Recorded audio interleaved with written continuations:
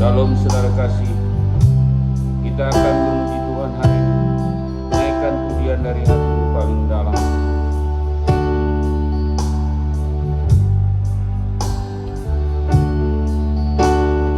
Jiwaku bertanya, apakah masih ada harapan melewati tangisan, rasa sesak di dada, imanku berkata, Tuhanku yang pegang kuasa, Dia selalu bekerja, meski mataku tak melihat,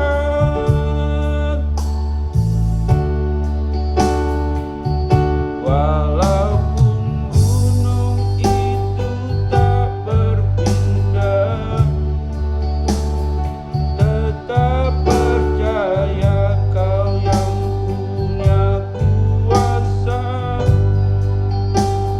Sekalipun ku dalam lembah gelap,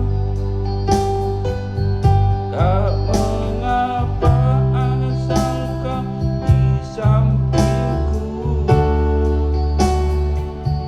Walaupun masalahku masih ada, tetap percaya rencana-Mu terindah. Pribadi-Mu takkan pernah berubah. Iman yang aku pegang padamu, Tuhan yang setia.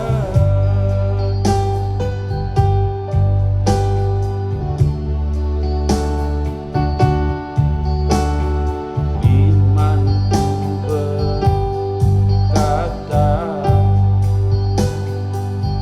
Tuhanku yang pegang kuasa, Dia selalu bekerja,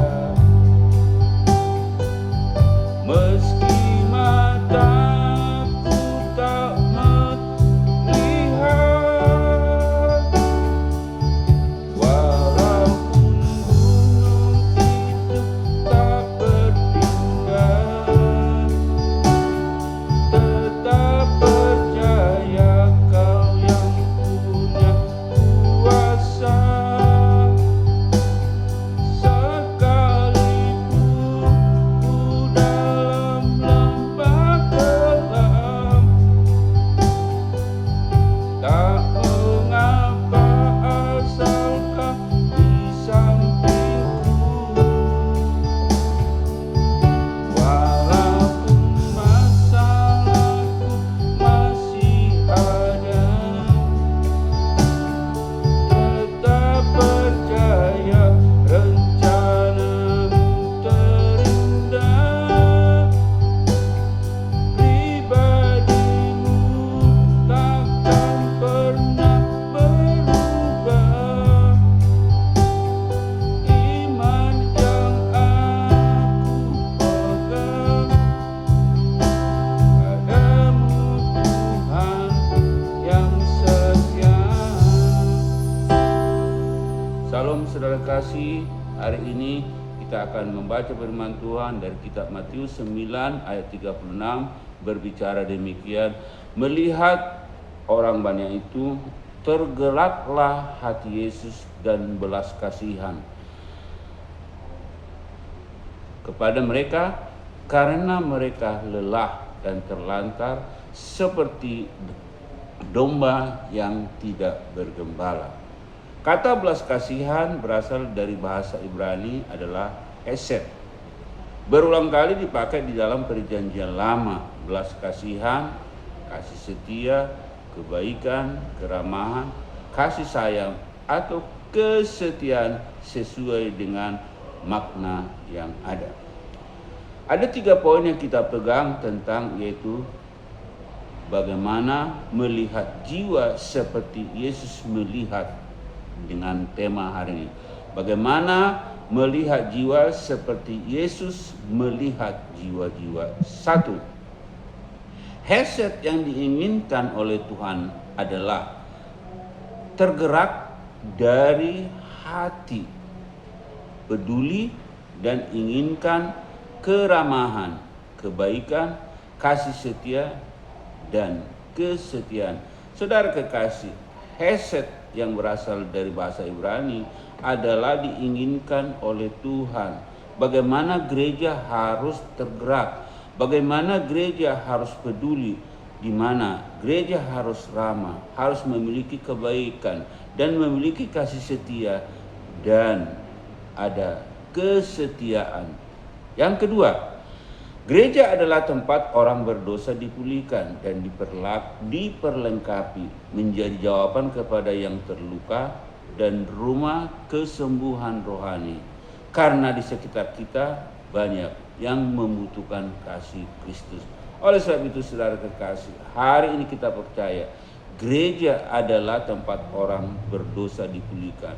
Bukan tempat berkumpul orang-orang kudus, tetapi orang-orang yang bermasalah diperlengkapi dan menjadi jawaban kepada orang-orang terluka dan memberikan rumah kesembuhan secara rohani kepada jiwa-jiwa. Dan yang ketiga adalah Tuhan menghendaki adalah belas kasihan, bukan persembahan. Matius 12 ayat yang ke-7, di mana berkat yang hidup dan menjadi hidup dengan komunitas. Menginginkan gereja menjadi berkat yang hidup dengan komunitas, bukan yaitu menjadi persembahan. Saudara kekasih, hari ini kita percaya bahwa ketika kita melihat jiwa-jiwa seperti Yesus, maka hal yang 3 tadi menjadi yang harus kita kerjakan. Memiliki kita hesed, belas kasihan yang sungguh-sungguh, dan menjadikan gereja adalah gereja tempat pemulihan, dan menjadikan gereja bukan gereja yang menerima persembahan, tetapi gereja yang hidup dan hidup dengan komunitas.